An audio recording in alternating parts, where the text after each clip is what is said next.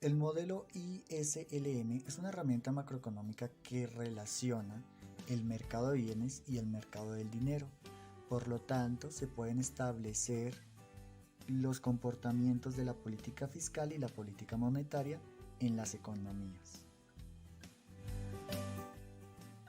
Antes de iniciar, vamos a repasar algunos conceptos que necesitamos tener en claro. Primero, recordar la fórmula de renta, que en macroeconomía se mide por medio del PIB o similares. Como ya hemos visto anteriormente, existen otras medidas aparte del PIB, pero pues todas miden la renta de una nación. Ahora vamos a hablar de la oferta agregada y demanda agregada.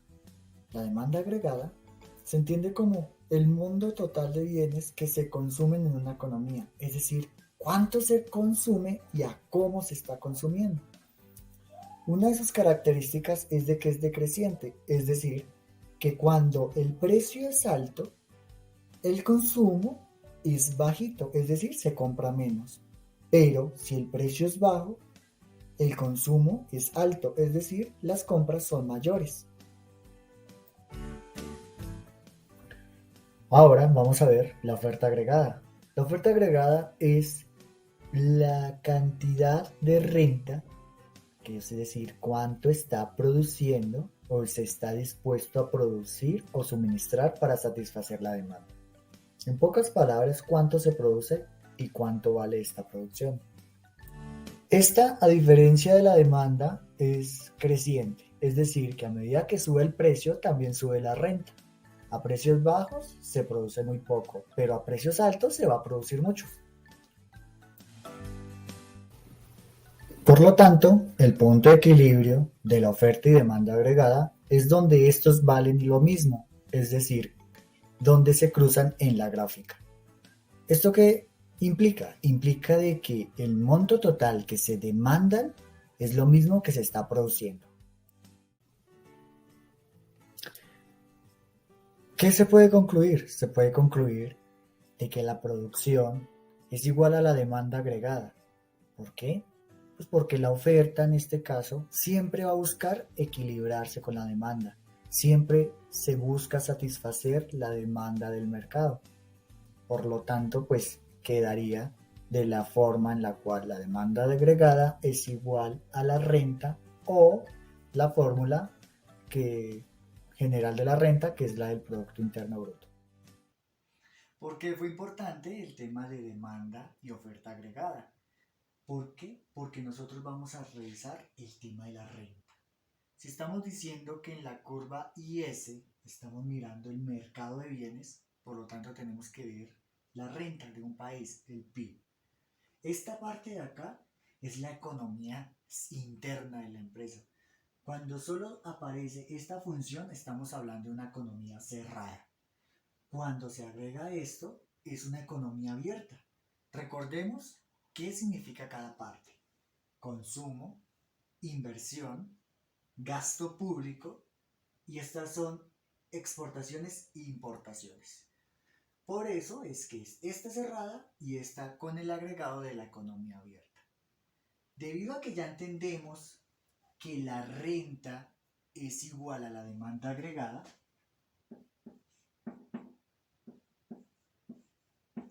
esto nos va a permitir ahora, en base a ese concepto de entender lo de oferta y demanda, comenzar a trabajar sobre estas variables que afectan nuestra renta. ¿Cuáles son la primera que vamos a analizar? La de consumo, que es lo que vamos a ver más adelante.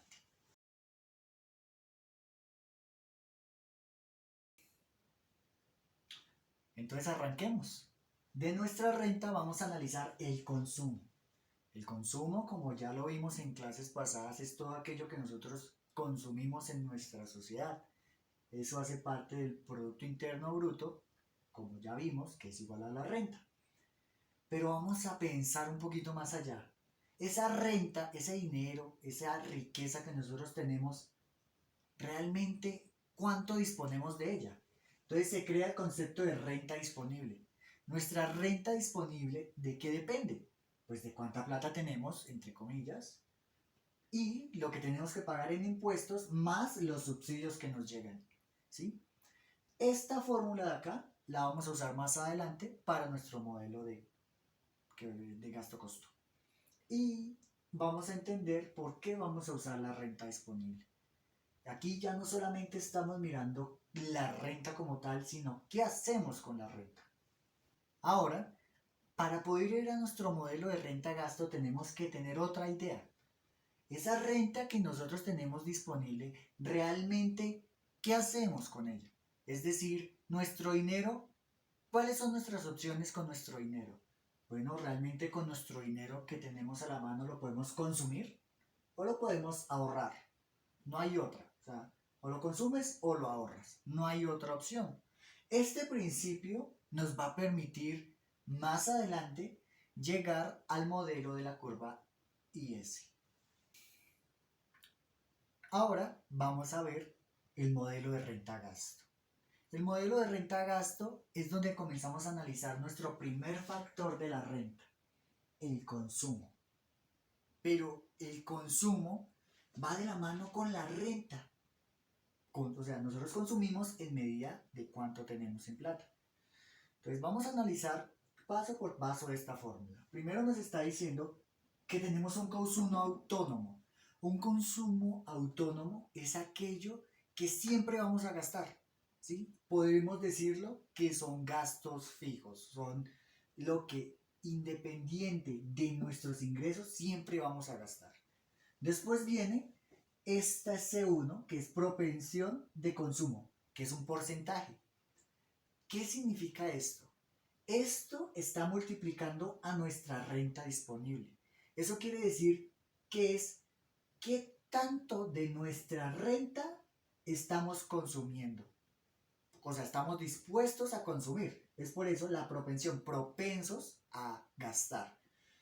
Esto es un porcentaje en medida de la renta. Lo repito varias veces porque la idea es que nos quede claro.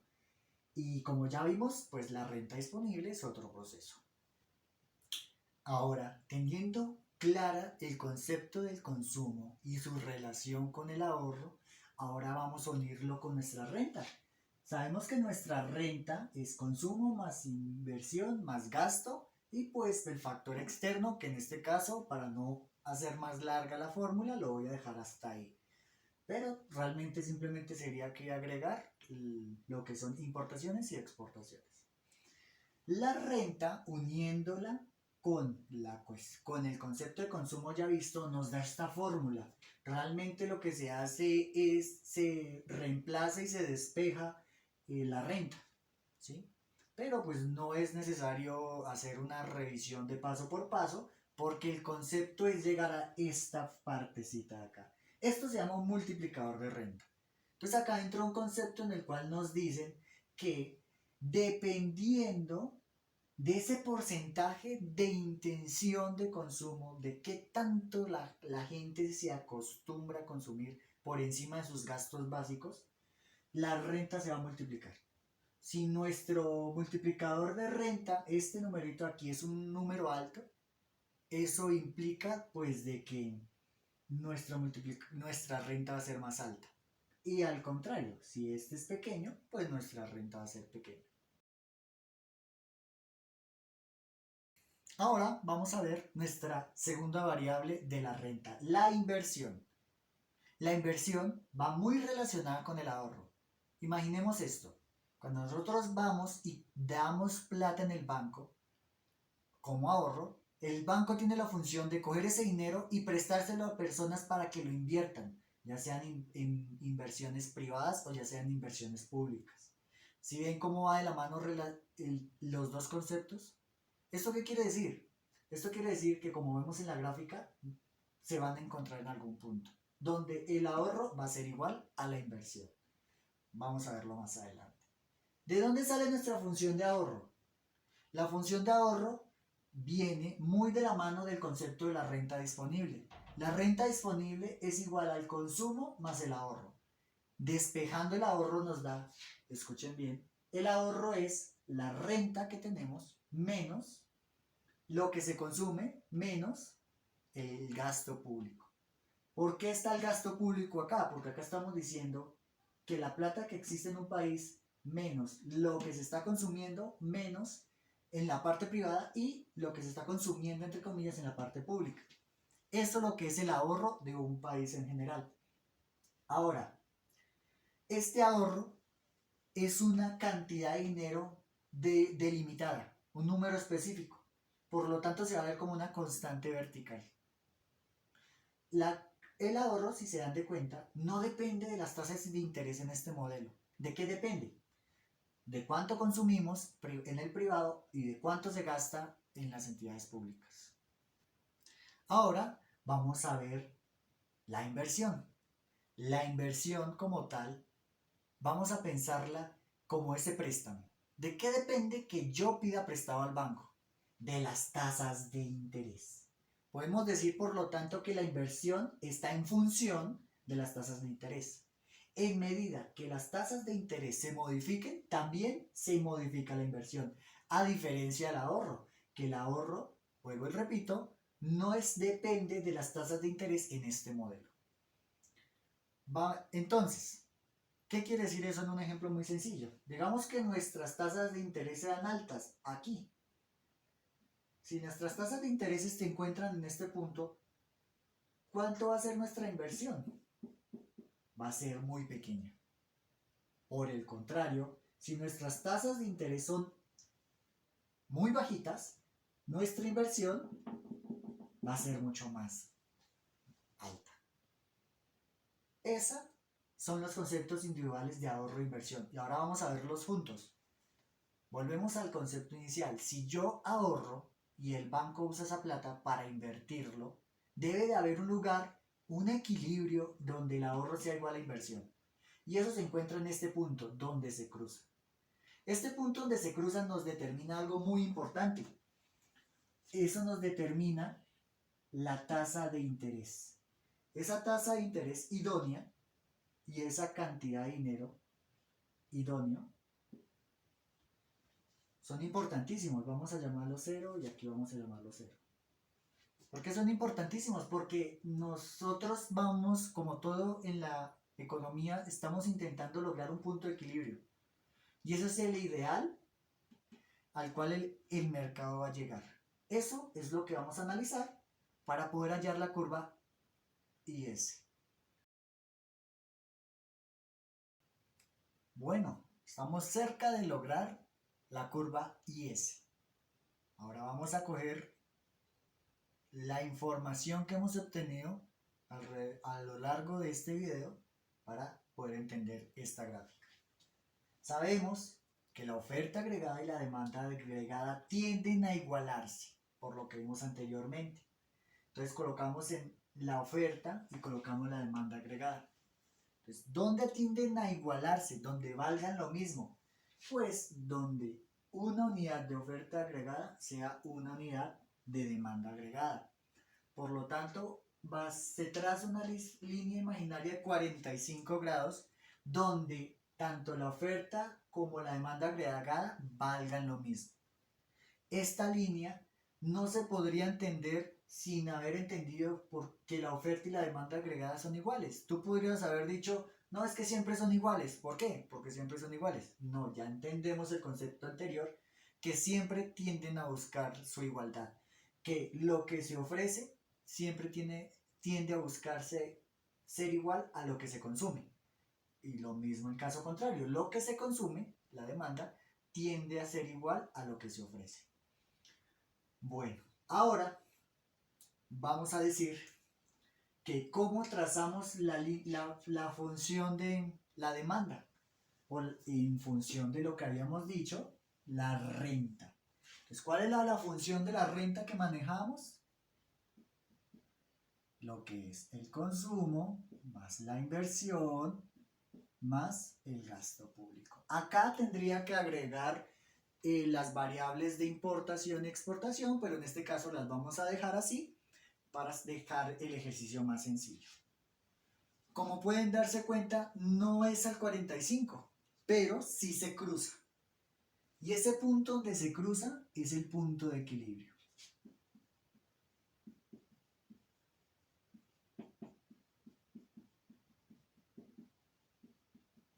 ese punto de equilibrio que nosotros tenemos aquí a la mano, no sé, ¿qué nos está queriendo decir? De que existe un equilibrio en el mercado de bienes en función de nuestra renta, o sea, el PIB. Eso es lo que nos está queriendo decir el ejercicio. Bueno, ahora, ¿dónde entra lo que aprendimos en el modelo de renta y gasto? Bueno, esta fórmula que hallamos en el modelo de renta-gasto nos va a determinar dos cosas: el punto de origen y el grado de inclinación o la pendiente de nuestra ecuación de la renta. El punto de origen se halla con esta parte que se llama la demanda autónoma. Quiere decir que independiente de los demás factores, nos va a determinar con cuánto arrancamos. Y el multiplicador, como su nombre lo indica, nos dice qué tanto esa demanda va a crecer a lo largo del tiempo. ¿Qué tanto? La inclinación. Si es una inclinación muy alta, pues dice que la demanda va a crecer muy rápido. Pero si es muy pequeña, nos va a decir que va a crecer muy poco. Esa es la información que necesitábamos entender para poder entender esta gráfica. ¿Por qué es importante? Porque todo esto son modelos económicos, factores económicos. Digamos que nosotros tenemos una propensión a consumir mucho, ¿sí? Eso va a cambiar nuestra renta, porque si consumimos mucho el crecimiento va a ser totalmente diferente. ¿Cuáles son esas variables que podemos cambiar? Entonces es aquí donde entendemos que, ejemplo, si el gasto público aumenta, esta curva va a subir. Y cuando suba,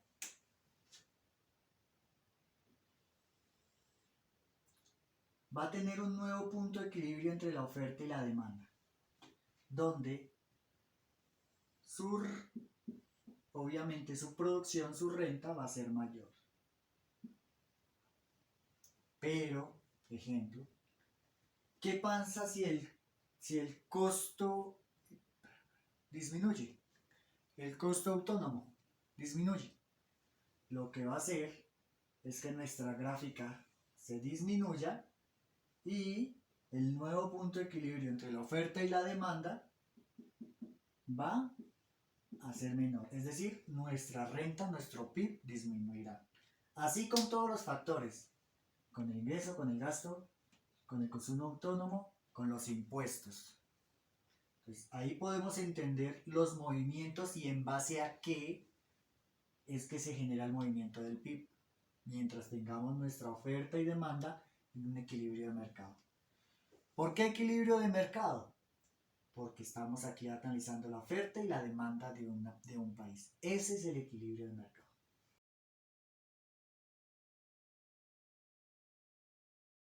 Llegamos a la curva IS. Recordemos que IS significa que hay un equilibrio entre la inversión y el ahorro. Por lo tanto, es aquí donde vamos a aplicar lo que revisamos en el tema de inversión. La inversión, recordemos que está en función de una tasa de interés, ¿sí? Entonces cogemos nuestra gráfica del modelo de renta-gasto y vamos a hacer lo siguiente. Sabemos que la renta es igual que la oferta y la demanda, valen lo mismo.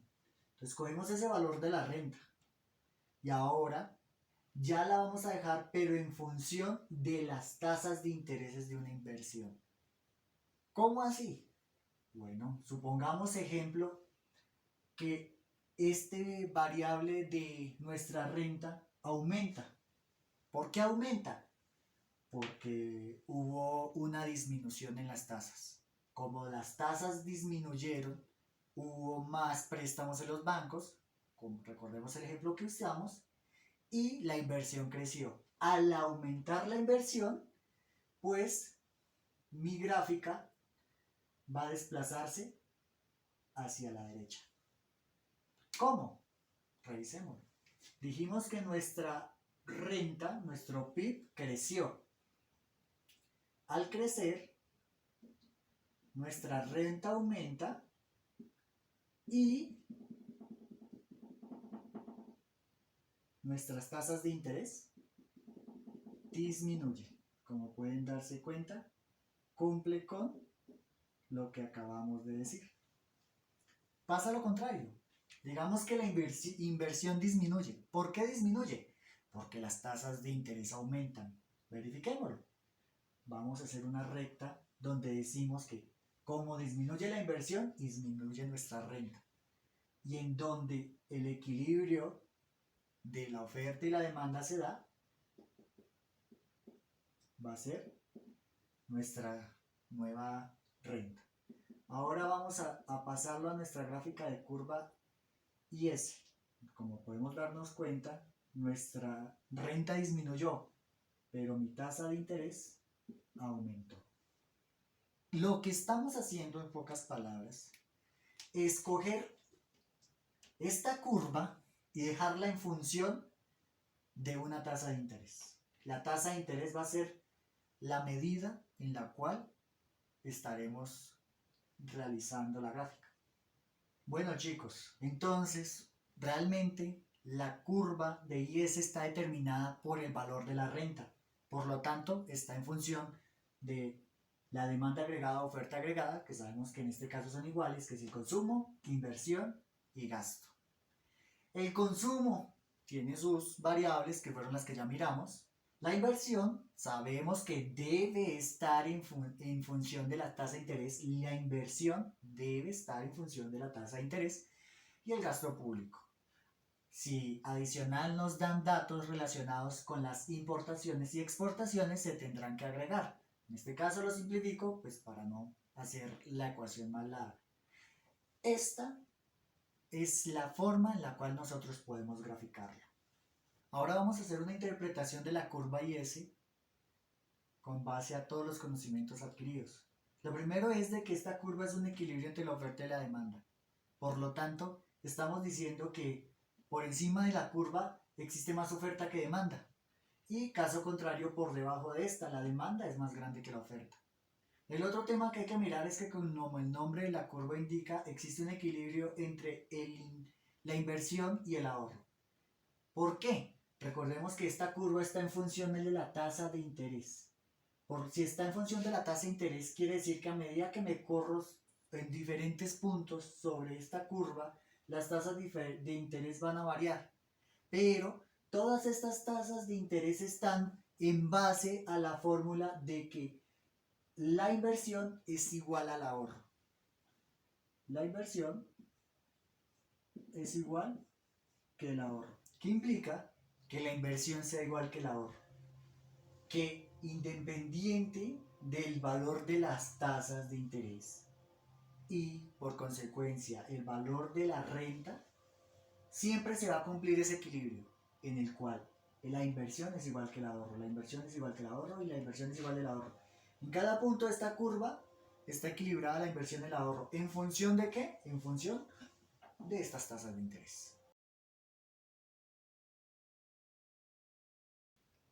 Ahora vamos a iniciar con lo que tenemos que saber para poder hallar la curva LM. Lo primero que tenemos que recordar, porque esto ya lo hemos visto, es la oferta monetaria. ¿Qué es la oferta monetaria? ¿Cuánto dinero hay en la economía? Pero los conceptos básicos. La base monetaria sabemos que es el efectivo que circula y las reservas que tienen guardados los bancos. Pero como ya vimos anteriormente, realmente la oferta monetaria es el efectivo que está circulando más los depósitos. ¿Por qué? Porque sabemos que los bancos cumplen esa función de multiplicar el dinero. No me voy a extender en ese tema porque ya lo hemos visto en clase, pero lo que tenemos que tener claro es que la oferta monetaria es mayor que la base monetaria. ¿Qué tanto? Depende del multiplicador del dinero, que no lo voy a ver en este caso, pero entendemos ese concepto de que existe más dinero de lo que circula, de lo que realmente hay en físico, coloquemos entre comillas. Pero para nuestro nuevo tema tenemos que entender otro concepto. Esa oferta monetaria se devalúa, no es la real. Por lo tanto, la oferta monetaria real debe ser dividida sobre un indicador. Ese indicador son los precios de la economía. En este caso generalmente se usa el deflactor. Es aquí donde entramos a ese concepto que vimos en PIB, donde mirábamos que el Producto Interno Bruto puede crecer, pero comparado a los precios originales de un periodo, realmente no está creciendo tanto. Aquí es donde se usa ese deflactor para saber realmente cuánto está creciendo una economía. En base a eso, ¿qué vamos a entender como la oferta monetaria real? La división entre la oferta monetaria nominal sobre el deflactor de los precios reales, que nos indica, en pocas palabras, el poder adquisitivo del dinero. Realmente cuánto podemos comprar con esa riqueza. Unos saldos en términos reales, ¿sí? Porque como nos acordamos en el PIB, realmente el PIB aparece con precios inflados comparados a lo que realmente son. En esta tabla podemos entenderlo y recordar eso que vimos en los periodos pasados. Tal vez mi producción, mi renta, esté en base a un valor en diferentes años. Pero si tomo en base al primer año como referencia, nos vamos a dar de cuenta de que la riqueza real es muy diferente a la que aparece en la nominal en el periodo. ¿Por qué? Porque estamos tomando como base el precio del primer año. Esa es la función de la P, que es el deflactor, el valor real del dinero. Ahora vamos a ver la demanda monetaria. La demanda monetaria se expresa con la letra L. Y esta nos está diciendo que es la demanda de saldos reales de dinero. Al igual que la otra, no es nominal, sino es real. En ambas se trabaja con dinero real. ¿Y cuál es la fórmula de esta? Nos está diciendo que es en función de K que multiplica por Y menos H que multiplica por I. K y H son unos indicadores de cantidad de renta y de cantidad de interés respectivamente. Pero realmente lo que nosotros vamos a analizar es este concepto de aquí abajo. Que la demanda de saldos reales de dinero depende en base de los intereses y la renta.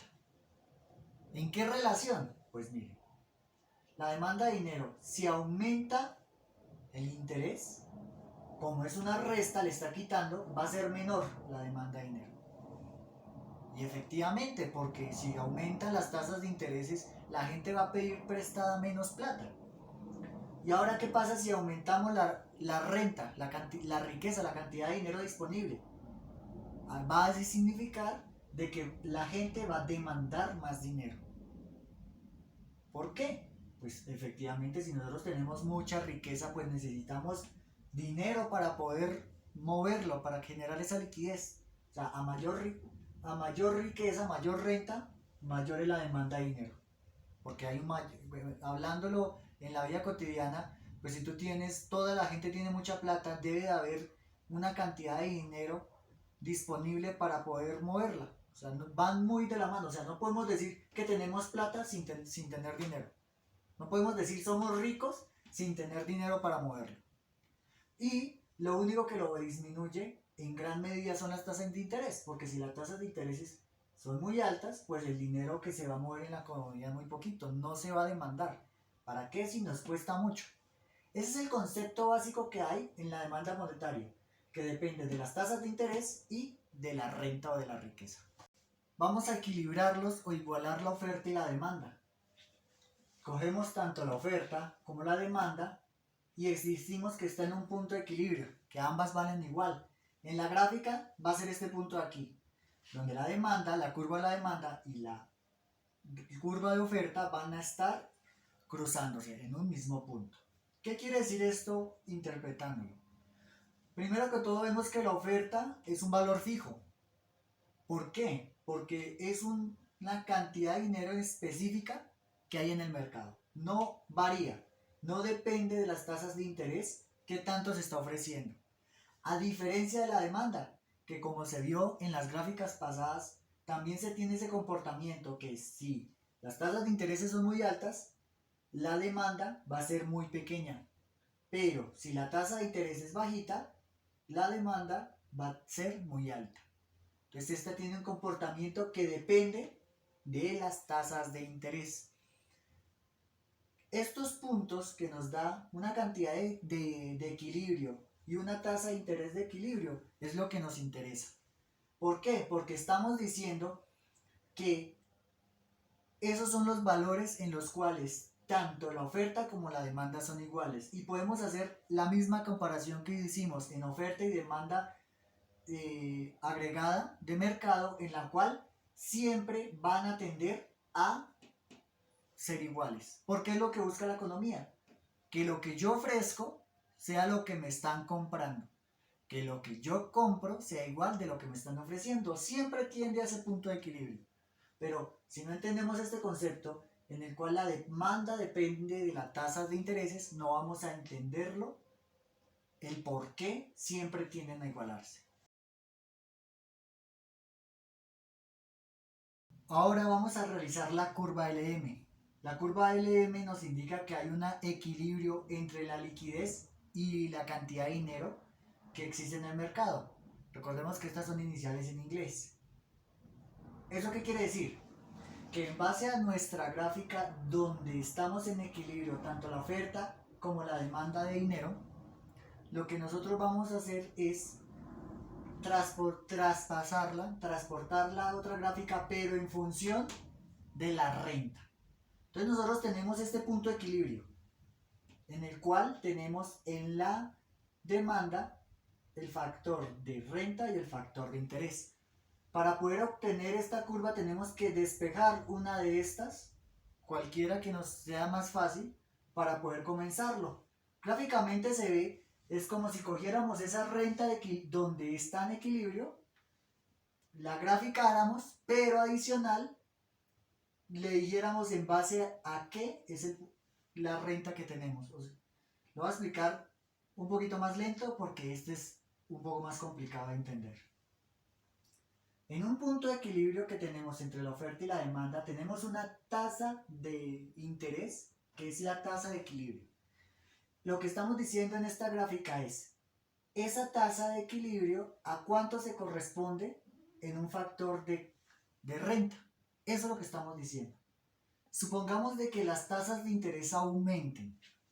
En nuestra curva, donde la oferta y la demanda se equilibran, la oferta tendría que correrse hasta este nuevo punto para poder satisfacer la demanda. Y esa nueva tasa de interés, transportándola a la curva LM, nos indica de que nuestra renta aumentará en comparación a la anterior. Es por eso que la curva LM es creciente, porque a medida que las tasas de interés aumentan, nuestra renta va a aumentar. Y tiene sentido. Si las tasas de interés aumentan, los intereses de esos rendimientos van a aumentar. Por lo tanto, vamos a tener más plata, vamos a ser más ricos. Obtendremos mayor riqueza. Y pasa lo contrario si disminuyera. Si las tasas de interés disminuyeran, eso significa que nuestra renta va a disminuir. Entonces, esa es la relación que existe entre la oferta y la demanda monetaria en factor a la tasa de interés y la renta o capital disponible. Vamos a hacer una interpretación de la gráfica de la curva LM. Esta nos está queriendo decir primero que todo de que sobre esta curva es donde se encuentra el equilibrio, tanto la demanda como la oferta de dinero. Recordemos que el significado de las iniciales LM es la liquidez del dinero como la cantidad de dinero. ¿Qué tanto estoy consumiendo de dinero? ¿O qué tanto requiero el dinero? ¿Y qué tanto dinero está disponible para ese consumo? ¿Qué tanto se está ofreciendo? Si nosotros nos paramos por debajo de la curva, la demanda va a ser mayor que la oferta. Caso contrario, por encima, la oferta va a ser mayor que la demanda. Ese es el primer concepto, el equilibrio entre la oferta y demanda del dinero. Ahora, ¿cuál es el segundo concepto? El segundo concepto es de que ese equilibrio está en factor de la renta y de las tasas de interés. Si yo modifico mis tasas de interés, mi renta se va a modificar. Y si yo modifico mi renta, las tasas de interés también se van a modificar. Entonces aquí estoy uniendo la cantidad de riqueza de un país, recordemos que la renta es el PIB, con los intereses que hay en un banco para generar inversión.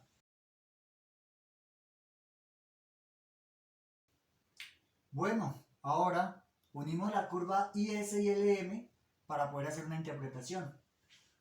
Tanto la curva IS como la curva LM son equilibrios. ¿Equilibrios de qué? Del mercado del dinero y del mercado de los bienes. Cuando ellos se cruzan en un solo punto, es un punto de equilibrio de la economía. Un punto de equilibrio de la economía en la cual la cantidad de bienes que se producen y que se consumen es igual. Que la cantidad de dinero que circula, que es la que se está ofreciendo y la que se está usando, es igual, en base a una renta disponible y unas tasas de interés. Eso es muy sencillo de entender, pero si no entendemos los conceptos detrás de esta curva de equilibrio de mercado de dinero y esta curva de equilibrio de mercado de bienes, no podríamos usar a plena la funcionalidad de la gráfica. Porque, ejemplo, ¿cuáles son los factores que mueven esta curva de la curva LM o la curva IS? ¿Cuáles son los factores que los mueven? ¿Cómo va a afectar esos movimientos, ejemplo, en, en la cantidad de oferta monetaria a esta gráfica? Si nosotros no entendemos los conceptos detrás, no podremos hacer una interpretación adecuada al momento de realizarla. Ahora vamos a mirar los desplazamientos de la curva IS y la curva LM. Entonces hay varios variables que afectan estos desplazamientos. En caso de la curva IS, ¿cuáles son? Los que ya vimos: consumo autónomo, inversión autónoma, el gasto público, los impuestos. Recordemos que la curva IS es una curva de equilibrio de los mercados, de la oferta agregada y la demanda agregada. ¿Cuáles son los factores? El consumo, la inversión, los gastos y exportaciones e importaciones que tendríamos que agregar si fuese una economía abierta. ¿Y esto qué hace? Pues que crezca hacia la derecha. Ahora la curva LM. La curva LM, ¿cuáles son los factores que hacen que ésta se mueva? Uno solito, muy sencillo: la oferta monetaria. Pero, ¿cómo se mueve la oferta monetaria? Ustedes ya saben que, ejemplo, el Banco Central le dice a los bancos que el nivel de reservas tiene que ser un porcentaje. Esas son las afectaciones que llegan y afectan la oferta monetaria. ¿Y eso qué hacen? Que se corra la curva hacia la derecha. ¿Cómo se corran a la izquierda? Sencillo, lo contrario. Entonces, en este caso, en vez de aumentar la oferta monetaria, lo que haría sería disminuir. Aquí le voy a agregar el aumentar para que quede también en el video. Y esas son las formas en las cuales las curvas se mueven. Esos desplazamientos tienen una razón. ¿Quién los realiza? ¿El gobierno o la banca central? Ellos son los dos agentes que intervienen en esas variables. En el caso de la curva IS, que es el equilibrio en los mercados, es el gobierno con su política fiscal que hace que se expanda o se contraiga el Producto Interno Bruto. Y en este caso, con la curva LM, es el Banco Central con su política monetaria que haga lo mismo, que se expanda o se contraiga el Producto Interno Bruto. Entonces, ¿cuáles son las formas en las que ellos intervienen? Por ejemplo, el gobierno tiene una política de aumentar el gasto público. Eso a largo plazo va a aumentar el Producto Interno Bruto. O tiene una política de disminuir los impuestos, que va a generar esa misma consecuencia, que es aumentar el Producto Interno Bruto. Vamos a lo contrario. Digamos que el gasto público se disminuye y los impuestos aumentan, pues va a ser una política contractiva que hará que el Producto Interno Bruto baje. En el Banco Central, ¿cuál es la forma que ellos controlan la política monetaria? La cantidad de reservas y la cantidad de dinero circulante. ¿Cuántos dineros hay impresos en el país? Entonces, si ellos aumentan la oferta monetaria, ya sea disminuyendo las reservas o aumentando el dinero impreso, ¿qué hará? Una política expansiva. Por lo tanto, el PIB sube. O una contractiva, que el PIB baje. Esas son las formas de ambas autoridades de realizar unas políticas para el control del PIB. ¿Cómo se ve reflejado eso en la curva? Bueno, acá tenemos un ejemplo. Acá llegamos y dijimos de que la curva IS, por parte de la política fiscal del gobierno, hizo que los impuestos disminuyeran. Al disminuir los impuestos, ¿Eso qué genera? Genera una expansión un crecimiento hacia la derecha, por lo tanto el PIB o la renta sube. Entonces, al correr esta a su nueva posición, debido a la baja de impuestos, vamos a obtener mayor renta, pero una tasa de intereses más alta. Vamos a ver un caso contrario.